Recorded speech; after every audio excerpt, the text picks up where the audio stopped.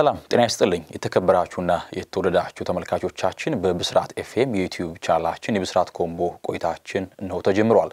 ተፈራ ታመነ ከመላው የስቱዲዮ ባለሙያዎች ጋር የጋራ ቆይታን የማደርግ ይሆናል። እስከ ቆይታችን ፍጻሜ ድረስ አብራችሁን እንድትቆዩ ግብዣችን ነው። በእለቱ የምንመለከተው የዝውውር ጉዳዮችን ነው የምንመለከተው። በየእለቱ አዳዲስ ዜናዎች ይወጣሉ ከክለቦች ጋር በተያያዘ እነዚያን እለቱን ምን ተሰሙ የሚሉትን የዝውውር ጉዳዮች ወደ እናንተ ላካፍላችሁ።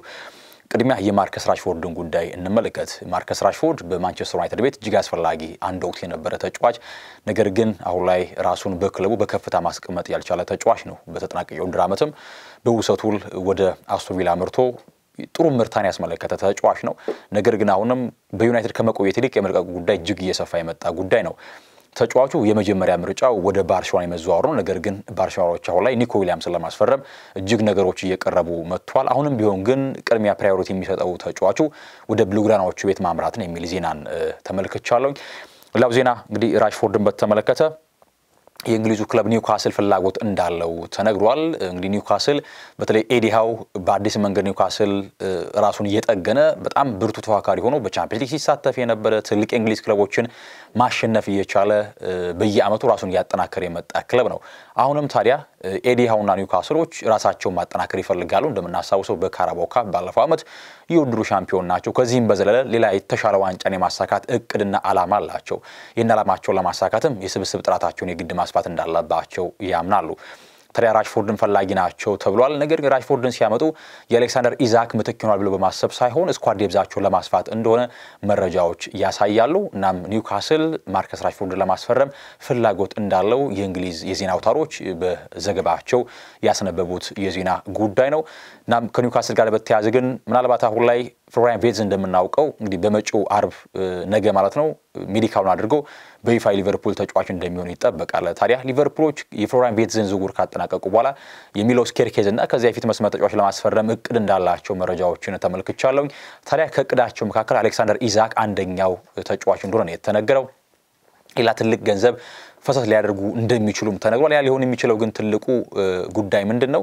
የዳርዊን ኑኔዝ የቀጣይ እጣፈንታው ጉዳይ የግድ መወሰን ይኖርበታል። ትላንትም አመሻሽ ላይ ዜናዎችን ስንመለከት ነበር ከሊቨርፑል የመልቀቅ ዕድሉ በጣም እየሰፋ መጥቷል ዳርዊን ኑኔዝ። ስለዚህ ሊቨርፑሎች እርሱን የሚሸጡ ከሆነ ፊት መስመር ተጫዋች ለማስፈረም እንደሚንቀሳቀሱ ይጠበቃል።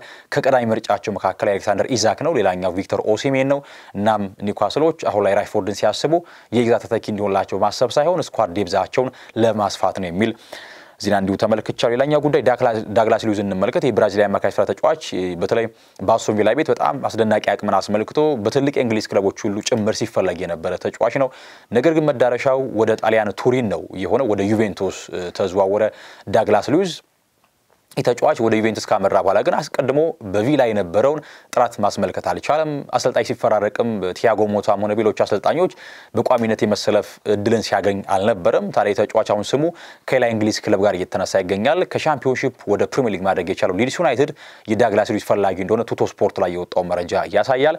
ተጫዋቹ የመሸጫ ዋጋ ተመኑ እስከ 35 ሚሊዮን ፓውንድ እንደሚደርስ ነው የተነገረው። ታዲያ በአስቶን ቪላ ራሱን በከፍታ ያስመለከተው ብራዚሊያን አማካኝ ምናልባት ዳግም ወደ እንግሊዝ መጥቶ የቀደመ ከፍታውን ያሳየውን የሚል ጥያቄዎች እየቀረቡ ይገኛሉ። ነገር ግን ዩቬንቱሶች ከ35 ሚሊዮን ፓውንድ ከቀረበላቸው ለመሸጥ ፍላጎት እንዳላቸው ቱቶ ስፖርት ላይ የወጣው መረጃ ያሳያል። ሌላኛው ሉዊስ ስኬሊን ጉዳይ እናንሳ። ሉዊስ ስኬሊ በተለይ ባለፈው ውድድር ዓመት አርሰናሎች የግራ ፉልባክ ስፍራ ላይ ሪካርዶ ካላፊዮሪ ይበልጥ ከመከላከል ማጥቃት ላይ ኦፌንሲቭ ፉትቦል ላይ የተሻለ አቅም እንዳለው አስመለከተ። ሲያስፈልግ ጎሎችን የሚያስቆጥር ተጫዋች ነው። ነገር ግን በመከላከሉ ጥራቱን ብዛም ሆኖ ስንመለከተው ነበር። ኦሌክሳንደር ዚንቼንኮ በመከላከል የሚታማ ተጫዋች ነው። ታኬሮ ቶሚያሱ በጉዳት ለበርካታ ወራት ክለቡን ሲያገለግል አልነበረም የቆየው። በእነዚህ ምክንያቶች አርሰናሎች አማራጭ ሲያጡ ከአካዳሚ ፍሬያቸውን ሉዊስ ስኬሊን በግራ ፉልባክ መጠቀም ጀመሩ። እርግጥ ተጫዋቹ በሃሊንድ አካዳሚ ሲያድግ የአማካይ ስራ ተጫዋቹ ነበር ሲጫወት የነበረው። ነገር ግን በጊዜ ሂደት አርሰናሎች ወደ ግራ ፉልባክ አመዙ እንዲጫወት በማድረግ ተጫዋቹ ለአርሰናል በግራ ፉልባክ ሲሰለፍ ተመለከት ነው። እናም በጣም ጥሩ ጥራትን አስመለከተ። በትልቅ ጨዋታዎችም ሻይን እያደረገ ሲወጣ ተመለከት ነው። በቻምፒየንስ ሊግ መድረክም እንዴት ባለ መንገድ ጥራቱ እንዳስመለከተ እናውቃለን። ታዲያ ለዚህ ተጫዋች ኮንትራት ለማቅረብ ውይይት ላይ ነበሩ የሚገኙት በሌላ መንገድ ደግሞ የስፔኑ ክለብ ሪያል ማድሪድ በተለይ ባሳለፍናቸው አመታቶች አዲስ ጠባይን አምጥቷል። ሪያል ማድሪድ በክለባቸው ኮንትራታቸው የተጠናቀቀ ተጫዋቾችን እንግዲህ እያሳደደ መንጠቅ ስራው አድርጎታል። እናም ሉዊስ ስኬሊ ላይ ፍላጎት እንዳሳደረና ነገሩን እየተከታተለ እንደሚገኝ መረጃው ሲወጡ ነበር። ነገር ግን ትላንት የወጣው መረጃ እንደሚያሳየው ከሆነ ሉዊስ ስኬሊ ከአርሰናል ጋር ኮንትራቱን ለማራዘም ተስማምቷል። በቀጣይ በይፋ ኮንትራቱን እንደሚያራዘም ይጠበቃል። ታዲያ ይህንን ኮንትራቱን ሲያራዝም በአውሮፓ ከሚገኙ ታዳጊዎች መካከል ከፍተኛ ክፍያ ከሚከፈላቸው ታዳጊዎች አንዱ ይሆናል ሉዊስ ስኬሊ። እናም በቀጣይ በአርሰናል ስብስብ ውስጥ እንግዲህ እንደሚዘልቅ ነው የሚታመነው። ለዚህ ኮንትራት ለማራዘሙ የሚኬል አርቴታ እንግዲህ ተጽዕኖ እጅግ ከፍ ያለ ነበረ፣ ሚናውም የላቀ እንደነበረ መረጃዎች ያሳያሉ። እርሱ ብቻ አይደለም፣ ሌላኛው የሃላንድ ምሩቅ የሆነው ኢታን ዋኔሪም በቀጣዮቹ ጊዜያቶች ኮንትራቱን በይፋ እንደሚያራዝም ከአርሰናል ጋር ይጠበቃል። መልካሙ ዜና ግን ሉዊስ ስኬሊ ኮንትራቱን ለማራዘም ከአርሰናል ጋር ተስማምቷል። ወላኛው ጉዳይ ለወሰዳችሁ ጆዋ ፔድሮን የተመለከተ መረጃ ነው። በብራይተን ቤት በተለይ ዲዘርቢ እያሉም እርግጥ ጥሩ ነገር ሲያስመለክት ነበር። ከርሳቸው መልቀቅ በኋላ ደግሞ በፋቢያን ሀዝለር ስብስብ ውስጥ ጆዋ ፔድሮ ጥሩ አቅምን ያስመለከተ ጎሎችን የሚያስቆጥር ታጋይ የሚባል ከዚያም ባለፈ ኳስን በምቾት የሚጫወት ተጫዋች ነው። ጆዋ ፔድሮ ስሙ ከኒውካስል ጋር ነበር በጥብቅ ሲነሳ የነበረው ይህ ተጫዋች ታዲያ ዕለቱን ደግሞ ከቼልሲ ጋር በስፋት ስሙ እየተያዘ ይገኛል። የፊት መስመር ተጫዋች ቼልሲ እንግዲህ አሁንም ከሊያም ዴላፕን እንኳን ቢያስፈርም ፊት መስመር ተጫዋች ለማስፈረም ፍላጎት እንዳለው ይታወቃል። ሁጎ ኤኪቴ ጋር ስሙ ይነሳ ነበር። አሁን ላይ ደግሞ ጆዋ ፔድሮ ለማስፈረም ፍላጎት እንዳለው ተነግሯል። እንግዲህ ብራይተኖች 70 ሚሊዮን ፓውንድ የመሸጫ ዋጋ ተመን ታግ እንዳደረጉበት ተነግሯል።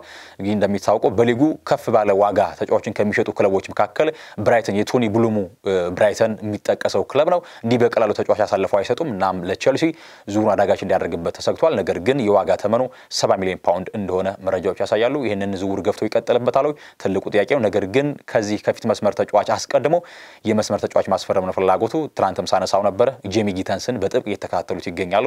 የእርሱ ዝውውር ካልተሳካላቸው ማሊክ ፎፋናን ከሊዮን ለማስፈረም ለዚሁ እንደ አማራጭ የያዙት ተጫዋች ነው።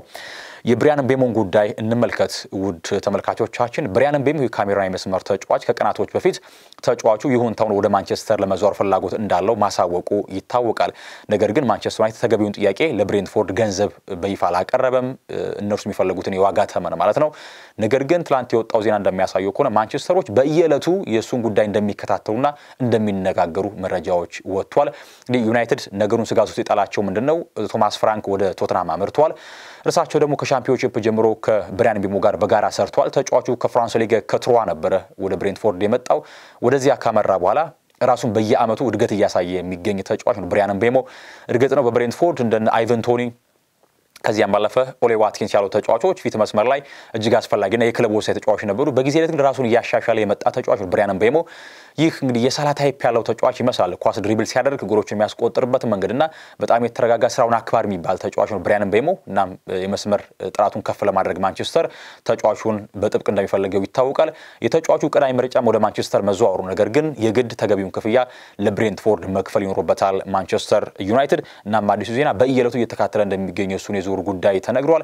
ቶተንሃሞች 70 ሚሊዮን ፓውንድ ለመክፈል ፍላጎት አላቸው ተብሏል። ቶማስ ፍራንክ በሊልዋይቶቹ ቤት ቡድናቸውን ሲገነቡ እርሱንም ወደ ቶተንሃም ማምጣት እንደሚፈልጉ ነው መረጃዎች የሚያሳዩት። ነገር ግን በየዕለቱ ጉዳዩን እየተካተለ እንደሚገኝ ማንቸስተር በተለይ ዝውውሩን መልካም የሚያደርገው ምንድነው ተጫዋቹ ምርጫው ማንቸስተር መሆኑ፣ ተገቢውን ክፍያ ከከፈለ የተጫዋቹ ምርጫ ማንቸስተር መዘዋወር ነውና ነገሩ እንዲያቀለት ያደርጋል የሚል ዜናዎች በስፋት እየወጡ ይገኛሉ።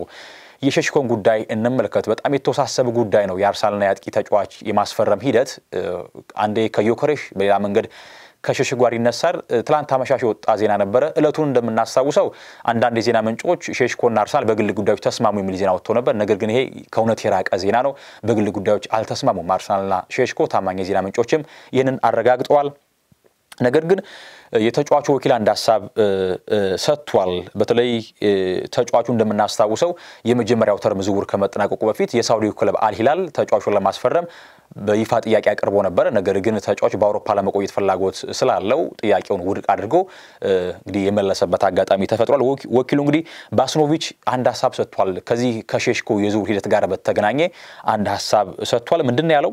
እንግዲህ ሌብዚሽ ላይ ጫና አናሳድርም እኛ የሚል ሐሳብ ሰጥቷል። ትክክለኛውን አካሄድ ስለሆነ የምንከተለው ጫና ማሳደር አንፈልግም የተለያዩ ፍላጎቶች አሉ ከተለያዩ ክለቦች ነገር ግን ለሼሽኮ የተሻለውን ፕሮጀክት እንመርጣለን የሚል ሐሳብን ሰጥቷል እንግዲህ በተከበረ መንገድ ነው ነገሮችን ማጠናቀቅ የምንፈልገው የሚል ሐሳብ ሰጥቷል ስለዚህ ለቢሲ ላይ ጫና ማሳደር አንፈልግም በሚል ወኪሉ ባስኖቪች ሐሳቡን ሰጥቷል የሼሽኮ ወኪል ማለት ነው እናም አርሰናል እስካሁን ድረስ ይፋዊ ጥያቄ አላቀረበም ነገር ግን እስከ 80 ሚሊዮን ዩሮ ድረስ ለቢሲ ለዝውውሩ እንደሚፈልጉ ነው የተነገረው እና መጪዎቹ ቀናቶች ግን አርሰናል በይፋ ጥያቄ እንደሚያቀርብ ነው የሚጠበቀው እናም ሼሽኮ ጋር አሁን ይበልጥ ትኩረቱን ወደዛ ያደረገ ነው የሚመስለው የአርሰናል የሼሽኮ ጉዳይ አሁን ላይ በዚህ ደረጃ ነው የሚገኘው ትላንት ግን በግል ጉዳዮች ተስማሚ የሚለው ዜና ከእውነት የራቀ ዜና እንደሆነ ማንሳት ኦዳሎኝ ላኛው ጉዳይ የኤሚሊያኖ ማርቲኔዝ የዲቡ ጉዳይ ነው ይህ አርጀንቲና ግብ ጠባቂ በተለይ ካርሳል ጀምሮ የነበረው ሂደት እጅግ የሚደንቅ ነበር ተጫዋቹ በርንሌኖ በነበረበት ጊዜ የመሰለፍ ዕድልን ቋሚ መሆን ይፈልግ ነበር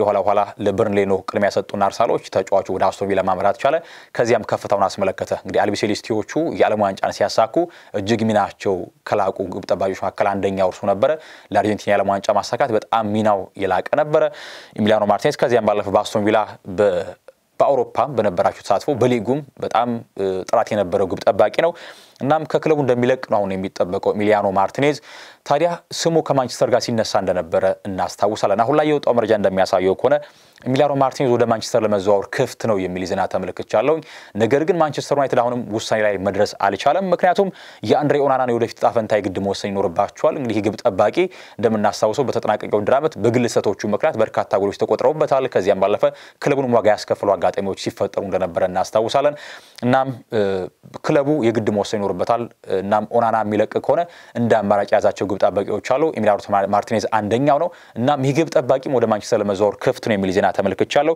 ላኛው ግብ ጠባቂ ማርሲን ቡልካኖ በኒስ እየተጫወተ የሚገኝ ግብ ጠባቂ ነው እንደ አማራጭ በራዳራቸው ውስጥ ከሚገኙ ግብ ጠባቂዎች መካከል ይህ ቡልካ የተሰኘው ግብ ጠባቂ አንደኛው አማራጭ ነው ነገር ግን እለቱን የወጣው ዜና እንደሚያሳየው ከሆነ ኤሚሊያኖ ማርቲኔዝ ዲቡ ዩናይትድ ፍላጎት የሚያሳይ ከሆነ ወደዚህ ያለ መዘዋወር ክፍት እንደሆነ መረጃዎችን ተመልክቻለሁ ለለቱ ያስኳቸው የዝውውር ጉዳዮችን ይመስላሉ ተፈራ ታመነ ከመላው የስቱዲዮ ባለሙያዎች ጋር ቆይታ አድርጌያለሁ ብሩክ ጊዜን ተመኘው